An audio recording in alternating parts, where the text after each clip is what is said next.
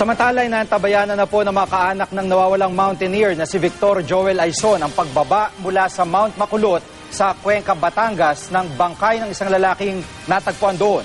Hindi pa rin tiyak kung ito nga ba ang labi ni Aizon. At mula sa Cuenca, Batangas, nakatutuklay si Jay Sabali.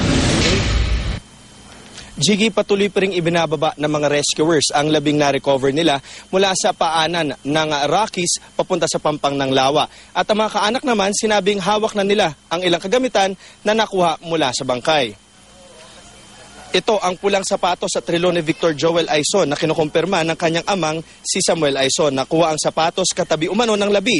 Ang relo naman nakasuot pa. Kaninang hapon ito iturn over ng Soko sa ama ng nawawalang mountaineer. Umaasa ang kaanak ng mountaineer na ang nakitang labi ay hindi ang minamahal nilang si Victor Joel. Nakikiusap naman ang pamilya sa publiko na patuloy silang ipagdasal.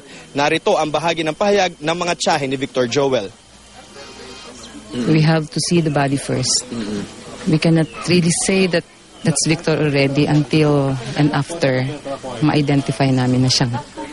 We continue requesting the public to pray for Victor and also for the family because we are really in great pain at this moment.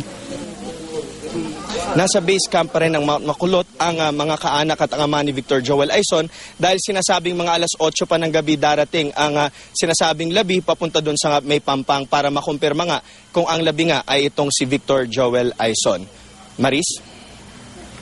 Maraming salamat, Jay Sabali.